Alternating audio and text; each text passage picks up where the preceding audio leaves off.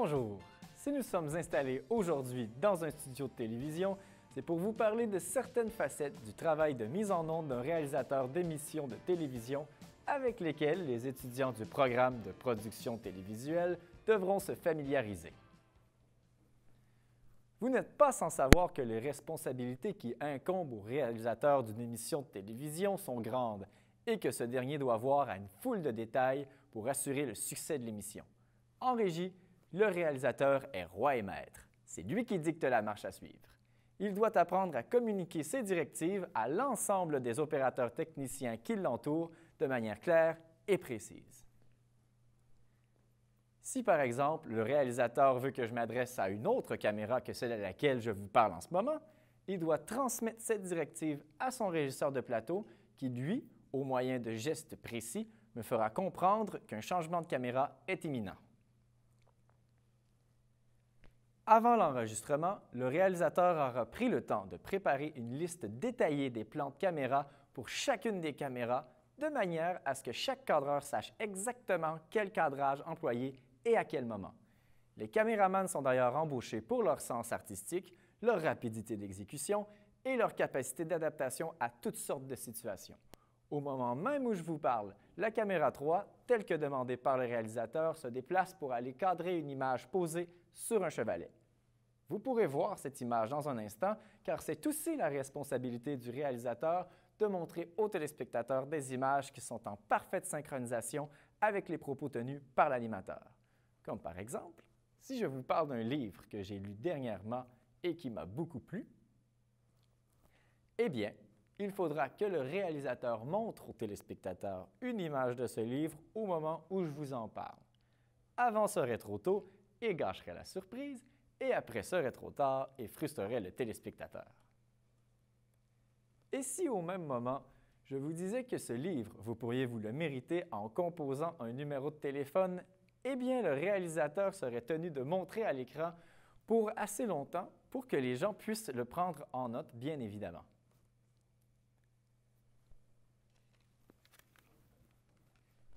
Et maintenant, si je voulais vous faire apprécier la pochette de ce disque audio numérique, le réalisateur doit donc maintenant demander au cadreur de la caméra 1, déjà bien placé pour capter cette image, de nous montrer un gros plan de la pochette que je tiens dans mes mains. Pendant que l'on voit la pochette en gros plan sur l'écran de télévision, il serait souhaitable que le réalisateur passe une commande au preneur de son pour que celui-ci nous fasse entendre, en sourdine et en plein son par la suite, un extrait du disque. Le téléspectateur souhaiterait aussi qu'apparaisse à l'écran, en complément d'information, le titre de l'album ainsi que le nom de l'artiste qui a endisqué.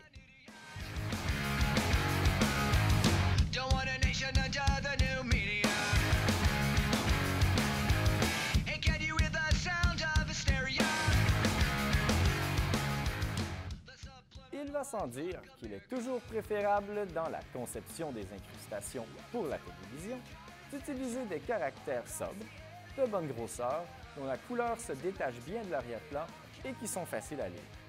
Il faut de plus que ces titres qui apparaissent à l'écran soient toujours contenus à l'intérieur de la zone critique ou Safe Title Area en anglais.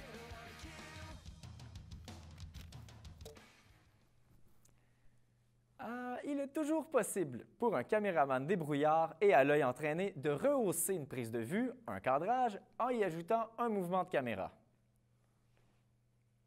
Comme sur la photo que vous voyez à l'écran en ce moment, il est possible, et même très intéressant, d'exécuter un zoom-out pour nous faire découvrir d'autres informations que la photo contient. C'est là une bonne technique pour capter l'attention du téléspectateur et rendre notre communication plus vivante. Le zoom est un mouvement possible, mais il en existe d'autres qu'un réalisateur se doit d'utiliser dans ses communications, comme le panoramique, par exemple, que vous allez voir dans un instant, et qui lui aussi nous permet de rehausser la qualité de notre document télévisuel en même temps que de dévoiler de nouvelles informations aux téléspectateurs. Dans tous les cas de mouvement sur photo, il est préférable que le ratio de la photo utilisée soit compatible avec le ratio de l'écran de télévision.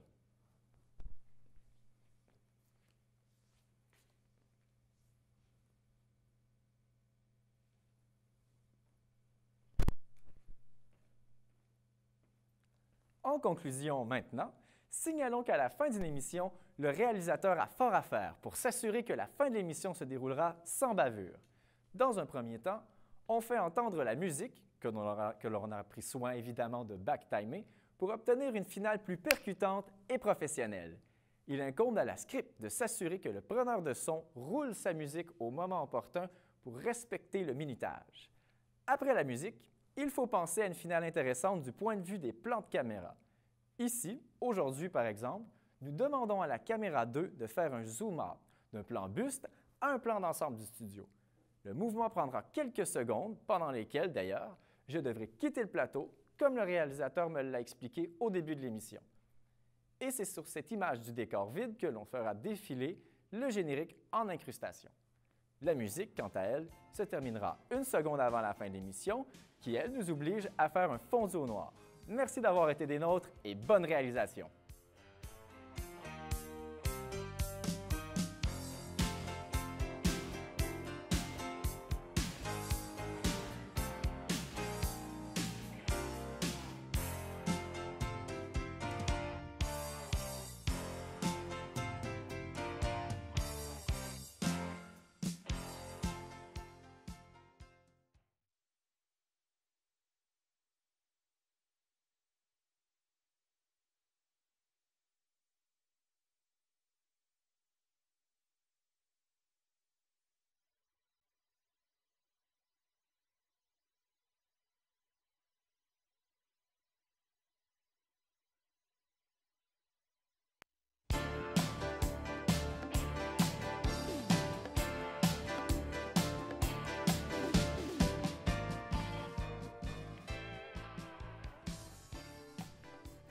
Bonjour, je m'appelle Jessica Ruiz. Si nous sommes installés aujourd'hui dans un studio de télévision, c'est pour vous parler de certaines facettes du travail de mise en onde d'un réalisateur d'une émission de télévision avec lesquelles les étudiants du programme de production télévisuelle devront se familiariser. Vous n'êtes pas sans savoir que les responsabilités qui incombent au réalisateur d'une émission de télévision sont grandes et que ce dernier doit avoir une foule de détails pour assurer le succès de l'émission. En régie, le réalisateur est roi et maître. C'est lui qui dicte la marche à suivre. Il doit apprendre à communiquer ses directives à l'ensemble des opérateurs techniciens qui l'entourent de manière claire et précise. Si le réalisateur veut que je m'adresse à une caméra que celle à laquelle je vous parle en ce moment, il doit transmettre ses directives à son régisseur de plateau qui, lui, au moment de gestes précis, me fera comprendre qu'un changement de caméra est imminent. Avant l'enregistrement, le réalisateur aura pris le temps de préparer une liste détaillée de plans de caméra pour chacune de ces caméras de manière à ce que chaque cadreur sache exactement quel cadrage employer et à quel moment. Les caméramans sont d'ailleurs embauchés pour leur sens artistique, leur rapidité d'exécution et leur capacité d'adaptation à toutes sortes de situations. Au moment même où je vous parle, la caméra 3, telle que demandée par le réalisateur, se déplace pour aller cadrer une image posée sur un chevalet. Vous pourrez voir cette image dans un instant car c'est aussi la responsabilité du réalisateur de montrer aux téléspectateurs des images qui sont en parfaite synchronisation avec les propos tenus par l'animateur. Comme par exemple, si je vous parle d'un livre que j'ai lu dernièrement et qui m'a beaucoup plu. Eh bien, il faudrait que le réalisateur montre aux téléspectateurs une image de ce livre au moment où je vous en parle. Avant serait trop tôt et gâcherait la surprise, et après serait trop tard et frustrerait les téléspectateurs. Et si au moment même, je vous disais que ce livre, vous pourriez vous le mériter en composant un numéro de téléphone, eh bien, le réalisateur serait tenu de montrer à l'écran ce numéro de téléphone.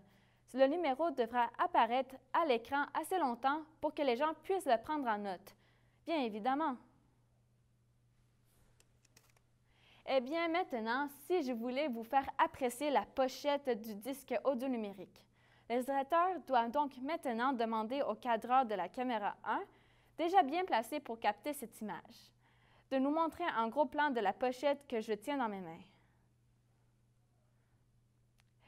Pendant que l'on voit la pochette en gros plan, sur l'écran de télévision, il serait souhaitable que le réalisateur passe une commande au preneur de son pour que celui-ci nous fasse entendre en sourdine et en plein son par la suite un extrait du disque.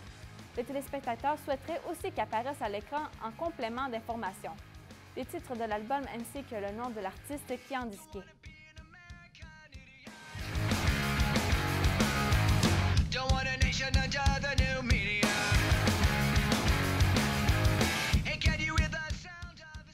va sans dire qu'il est toujours préférable dans la conception des incrustations pour la télévision d'utiliser des caractères sobres de bonne grosseur dont la couleur se détache bien de l'arrière-plan et qui sont faciles à lire.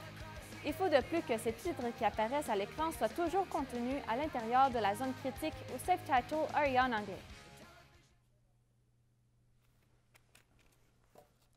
Il est toujours possible pour un caméraman débrouillard et à l'œil entraîné de rehausser une prise de vue, un cadrage et ajoutant un mouvement de caméra. Comme sur la photo que vous voyez à l'écran en ce moment, il est possible et même très intéressant d'exécuter un zoom-out pour nous faire découvrir d'autres informations que la photo contient. C'est là une bonne technique pour capter l'attention du téléspectateur et rendre notre communication plus vivante. Le zoom est un mouvement possible, mais il en existe d'autres qu'un réalisateur se doit d'utiliser dans ses communications, comme le panoramique par exemple, que vous allez voir dans un instant et qui lui aussi nous permet de rehausser la qualité de notre document télévisuel en même temps que de dévoiler de nouvelles informations aux téléspectateurs. Dans tous les cas de mouvement sur les photos, il est préférable que le ratio de la photo d'utiliser soit compatible avec le ratio de l'écran de télévision.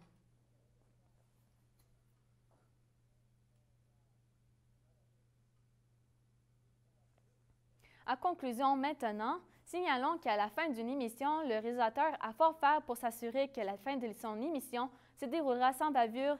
Dans un premier temps, on fait entendre la musique que l'on aura pris soin évidemment de backtimer pour obtenir une finale plus percutante et professionnelle.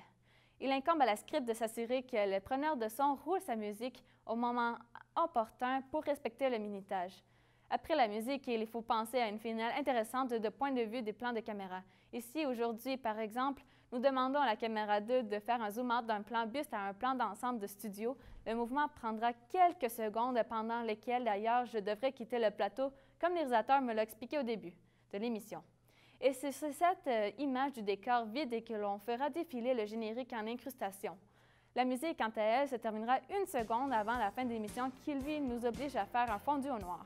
Merci d'avoir été des nôtres et bonne réalisation.